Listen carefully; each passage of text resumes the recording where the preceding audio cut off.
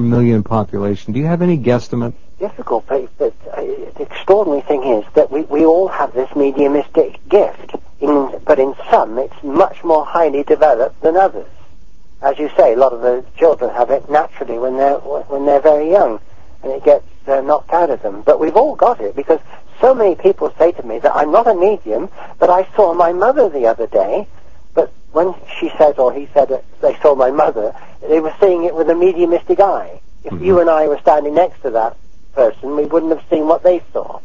So we've all got this mediumistic gift. It seems that if we're terribly upset, we have a sort of lifeline that sort of clicks in, and people do get glimpses of their dead loved ones. So many millions of people have had that experience, Jeff.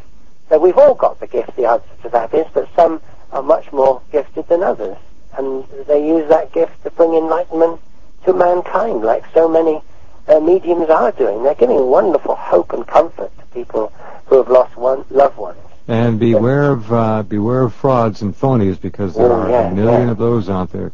Here's another paragraph from Crookes, which is very interesting. Apparently, the beings, the souls, the spirits that are manifested here through the borrowing of energy, as directed by the etheric scientists on the other side, the borrowing of energy from the materialization medium, in this case Florence Cook. Katie King took very good care of Florence Cook, realizing that she was apparently at risk, vulnerable at the very least, as this particular paragraph from Sir William Crookes underscores. During the time I have taken an active part in these seances, Katie's confidence in me gradually grew until she refused to give a seance unless I took charge of the arrangements. Very interesting. On entering the cabinet, Miss Cook lies down upon the floor, that's Florence Cook, the medium, with her head on a pillow, and is soon entranced. During the photographic seance, a sideline here, Crookes had 5 different cameras set up, and he used very low light to try to get pictures of these things, a red light. He had a full plate camera. He had, I think, a half plate camera. Those are the old photographic plates, 2 quarter plate cameras, and something else. But he had all these cameras set up, and Katie King would materialize. She would muffle or cover Florence Cook's head with a shawl, cover her face to prevent the light being used in the photographs from falling upon her face. Apparently it would bother her. I frequently drew the curtain to one side when Katie was standing near, and it was a common thing for the 7 or 8 of us in the laboratory to see Miss Cook and Katie at the same time, under the full blaze of the electric light. We did not on these occasions actually see the face of the medium because of the shawl over, but we saw her hands and her feet. We saw her move uneasily under the influence of the intense light, and we heard her even moan occasionally. I have one photograph of the 2 of them together, but Katie is seated in front of Miss Cook's head in this particular picture. And it goes on from there. But this is interesting, because here it is clearly an issue of protection of the medium. That's right. Imagine the sophisticated equipment we now have, so we haven't got to bother anything like covering the medium's head. But that's what happened when the etheric people materialized at the Rita Gould experiment. They kept on going over to Rita Gould and saying, we'll just check the medium. We'll just go over and have a look at her and make sure she's all right. And then they come back and say, oh yes, we've got another 5 minutes or so. So they're all the time they're looking at the medium to make sure she's okay. And that fits in with what Katie King said about Florence Cook, didn't it? Indeed. Okay.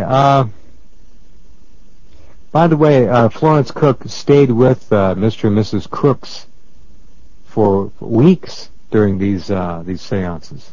That's right, yes. She actually took part in these experiments, took part in Sir William Crookes' own laboratory in his house. And he would lock the door, and he had the only key to it, and so on and so forth. So yes. It's amazing. Then Professor Charles Richet then carried out these experiments, as you know, and he said there is ample proof that experimental materializations should take definite rank as a scientific fact. Mm-hmm. That's a hell of a statement from a Nobel laureate for medicine. Oh, extraordinary statement. Yeah. Absolutely. So he witnessed the same thing as Crookes, and he knew damn well that we're dealing with a genuine phenomena here. Mm-hmm. Mm-hmm. We have just about 4 minutes left, and so much more to talk about. But are there things that you want to warn people about not doing in this field? There are those who have the sense of what's going on and who do try to get in touch with the other side, and it sometimes can be a little risky. We don't on this program like the idea of Ouija boards at all, because you're opening the door to things that you can't control or understand. Yes, you must remember that the people in the next world are exactly the same as the people on Earth. There's no difference whatsoever. Now, you be terribly careful who you let into your house on Earth, and you have to be just as careful about contacting people in the etheric world using Ouija boards and this type of thing, because it lets in the rotten characters closest to the Earth's vibrations, so they tell us. It's only hearsay, but it's hearsay, Jeff, that makes sense to me. Does indeed. They can easily take over a Ouija board. You can make contact with your loved ones because you're getting all the family codes through the Ouija board, but suddenly the damn thing starts swearing. And you know very well that your loved one wouldn't do that to you. But all that's happened is they've been pushed aside, and somebody closest to the Earth's vibrations have been able to take over that Ouija board. So that's why we warn people not to do that. And you must also be terribly skeptical about everything that comes through. When you're getting the family code words and everything, that's fine. You know jolly well that your loved one's there working through the medium. Mm-hmm. But always remain skeptical at all times. That's a good rule of thumb to keep in mind. Well, Brad Steiger and I... Not skeptical about survival. No. Skeptical about what people are saying from the etheric world. Exactly. Because once you start firing in questions at them, it all becomes hearsay. We'll have to wait until we get into the next world ourselves to find out whether all this hearsay is correct or not. They also, as you say, the people who tend to hang around and take advantage are of a lower vibrational level, closer to the Earth itself, the Earth plane, if you will.